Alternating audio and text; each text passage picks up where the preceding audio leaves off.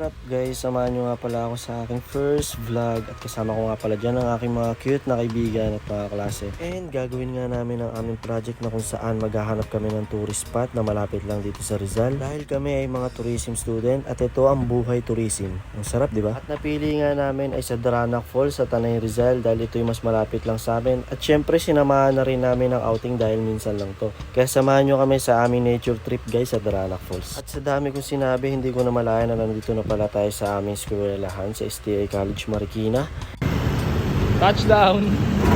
Uy, gutang! Ina mo, sira na tol! Sira na!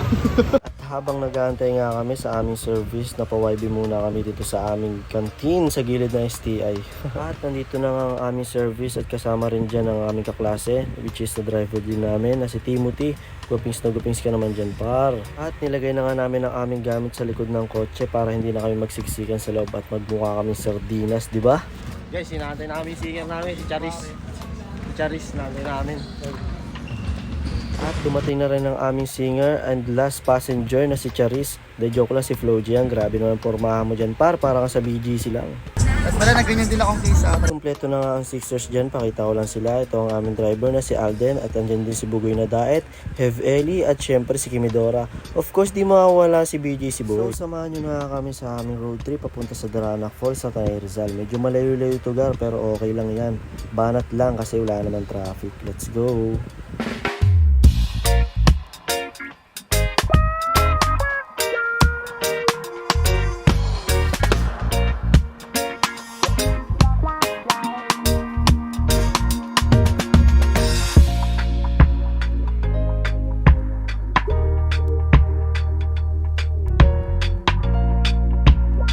Habang sound trip nga kami dyan, maya lang, andito na kami agad sa Daranac Falls. You know what it is guys, ito na yon at pasukin na nga natin yan. At marami nga rin kami nakikita na pauwi na. And may pumapara nga sa amin dyan dahil andito na nga yung parking lot nila dahil ubos na daw doon. So for sure maraming tao ngayon dito guys. And pagkababa nga namin dito ay inayos agad namin ang aming gamit at bibit-bitin. So pinag-tricycle na kami dito dahil sobrang layo pa nga doon ang aming lalakarin kung hindi kami magta-tricycle. At maya lang din ay nandito na agad kami sa entrance ng Daranac Falls. And yun guys, tama nga ako ng hinala na maraming tao nga dito sa Daranac Falls. Sobrang haba ng pila naman yan gar. Syempre habang nasa pila hindi mawawala ang pagpapakit dyan. Syempre ang aming BGC boy, patay ka dyan, hakot BGC boy! Habang nakapila nga kami ay may lumapit sa amin nagbebenta ng souvenir. Grabe naman yung mga binibenta mo dyan niya. Ultang to yan o. Oo, may ORCR na rin yan boss. Sige, okay. May ORCR na rin no. Bangs oh. Yung ginagamit ni Fernando po, Magnum 357. Tanggol boss. O ito nga. Ayun o, Magnum 357. And nagutom na kami kakantay sa pila kaya kinain muna namin ang aming Japanese na may mabisang mayonnaise. At hindi na kami nakates at naubos na kami pasensya namin kaya pumasok na kami agad sa loob. Galit na galit, agahan nyo kayang kumilos, diba? Bungad nga sa inyo ang ganyang karaming tao dito kasi nga Sunday, diba? Kaya huwag kayong pupunta dito ng Sunday or weekend. Nakahanap na nga kami ng cottage kaso aantayin pa namin silang umalis guys. At pagkaalis nga nila ibinasta agad namin ang aming gamit at mga iihawin. Pare may ice cream pa tayo ha. Mabisa itong ice cream na to ha. Op. Ay. Ice cream nga pare, ano? Bubuksan ko na ba? Ha? Yeah. Ice cream nga pare. Masabi mo ikaw mag-iihaw? Ano ha? Ngayon? Upo lang? Ha? Iihaw? Ano kasi sir? Okay naman. Patanggal nga ng ano mo. Ano mo ba? Boss! Bossing! Eh si paring Hev Eli! At nilibot ko nga muna itong Daranac Falls habang nagpe-prepare sila ng mga lulutuin. At andito nga pala yung entrance nila papunta dun sa falls guys.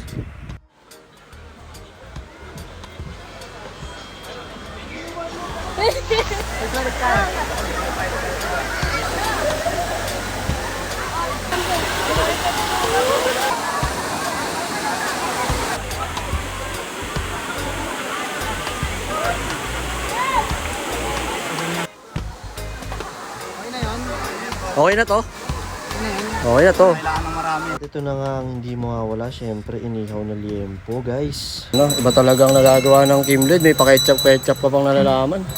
Habang nag-iihaw sila doon ng liempo ay nagpa-practice nga pala ako dito ng dance step ko para sa Adonis. Charot.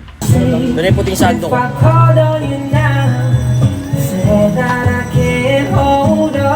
And this is it, pansit. Joke lang, liempo pala yun. Pero ito na ang hinihintay na lahat, syempre yung food trip. Kasi gutom na nga ang mga person na yan eh. Let's go, lapang na yan. Pagtapos na nga namin kumain ay nagmuni-muni muna ako dito para bumaba nga ang kinain. I wish you were here with me. At sa bandang gilid naman ay may nagpa-practice nga pala dito mag-chopstick si Heb Eli kasi hayaan niya daw yung crush sa Samgyup.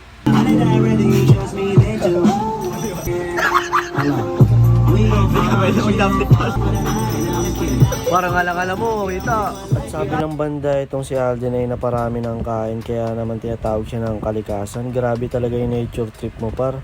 Ano yan, nagdadalang tao o nagdadalang tae? Problemado si pare. Problema yan, par. So yun guys, hindi na nga siya nakatest kaya humanap na siya dito ng magandang spot kung saan pa pwede magtanim ng bomba. Habang namang problema siya dyan, samahan nyo na kami mag-vibe guys. Let's go!